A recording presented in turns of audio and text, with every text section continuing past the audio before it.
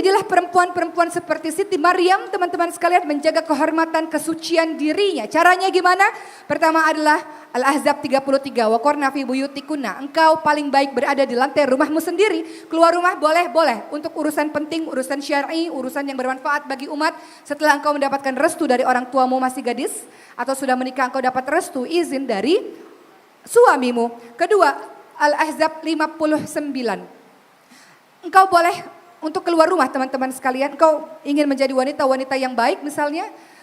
Berikutnya yang kedua adalah menutup auratmu dengan baik.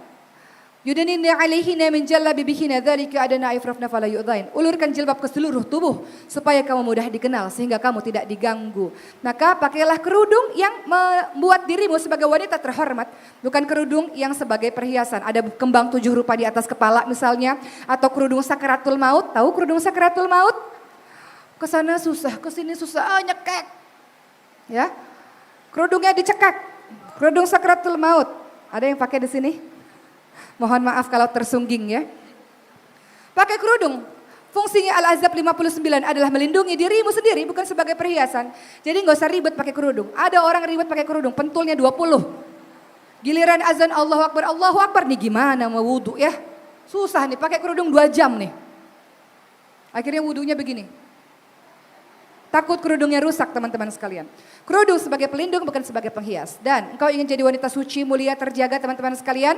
Apa yang kau lakukan tidak berkhalwat, tidak berdua-duaan, tidak ikhtilat, tidak campur baur. Sebagaimana anak-anak Nabi Syuaib alaihissalam dalam surah Al-Qasas, surah ke-28, ayat ke-25. Bagaimana mereka menjaga kesucian diri mereka, teman-teman sekalian. Ketika berjalan, wajar saja. Dan berbicara singkat, padat, jelas kepada laki-laki ajnabi. Bukan perempuan-perempuan yang aku lagi ada masalah nih, siapa? Akhi, aku lagi ada masalah dengan suamiku sendiri, tolong aku akhi. Atau para gadis, selamat buka puasa akhi, jangan lupa sholat tahajudnya ya, dan sebagainya. Apa yang kau lakukan? Melemah lembutkan suaramu di depan laki-laki ajnabi, apalagi di depan suami orang. Ada gak yang gitu? Di sini semuanya wanita suci terhormat insya Allah. Jangan pernah berlindung pada Allah dari pelakor dan jangan pernah jadikan diri kita sebagai seorang pelakor insya Allah. Baik, tahu pelakor? Kok gaul? Apa pelakor? Berebut laki orang, nggak ada kerjaan sih soalnya jadi suka ganggu suami orang. Ya, atau kita berlindung dari Allah dari wanita-wanita yang sedemikian ya. Bagaimana caranya engkau ingin jadi wanita mulia, terjaga, terhormat, menjaga kesucian dirimu seperti Siti Maryam? Baca surah Al-Qasas ayat 25. Bagaimana anak-anak Nabi Syuaib ketika ditolong oleh Nabi Musa. Anak-anak Nabi Syuaib hendak mengambil air untuk hewan ternak mereka. Namun banyak laki-laki di sana. Anak-anak Nabi Syuaib tidak mau ikhtilat, tidak mau campur baur. Maka anak-anak Nabi Syuaib pun didatangi oleh Nabi Musa alaihissalam dan Nabi Musa tolong kedua perempuan tersebut. Lalu apa yang dikatakan oleh anak Nabi Syuaib ketika ditolong oleh seorang laki-laki? Apakah mereka mengatakan, makasih ya Allah kamu tuh baik banget. Kalau nggak ada kamu aku nggak tahu deh kayak gimana hidup aku. Makasih ya ampun. Apakah begitu? Atau dengan kalimat singkat padat jelas seperti yang diucapkan, yakni dalam surah ke-20, surah Al-Qasas ayat 25. Faja'athu ihdahuma tamshi 'ala istihya qalat inna abi yad'uka liyajziyaka ajra ma saqaita lana. Kemudian datanglah kepada Musa salah seorang dari kedua perempuan itu berjalan dengan malu-malu dan berkata, sesungguhnya ayahku mengundangmu untuk memberi balasan sebagai imbalan atas kebaikanmu memberi minum ternak kami. Titik.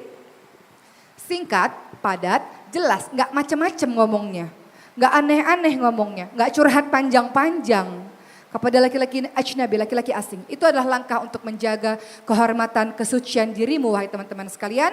Dan Siti Maryam juga termasuk orang yang sabar, tabah, luar biasa ketika menghadapi fitnah yang sangat keji. Ia difitnah ketika lahir bahwa Nabi Isa alaihissalam dalam gendongannya pulang ke Palestina, ke kampung halamannya.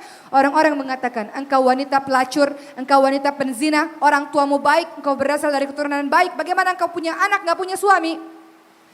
Nabi Isa alaihissalam lah yang menjelaskan semuanya. Siti Maryam diam karena diperintahkan oleh Allah, diam apapun yang terjadi, diam, puasa bicara.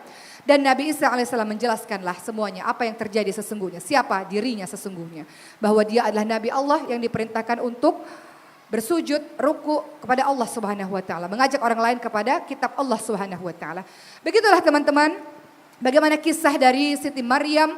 Saya berharap dengan ucapan saya yang cepat ini, teman-teman semua bisa memahami bahwa sebagai ibu kita punya kewajiban untuk punya cita-cita besar kepada anak-anak kita. Dengan nama yang baik, dengan doa yang baik, dengan pengasuhan yang terbaik, dengan nutrisi makanan yang terbaik untuk anak-anak kita. Setiap orang tua ingin anak-anaknya jauh lebih hebat daripada orang tuanya, betul?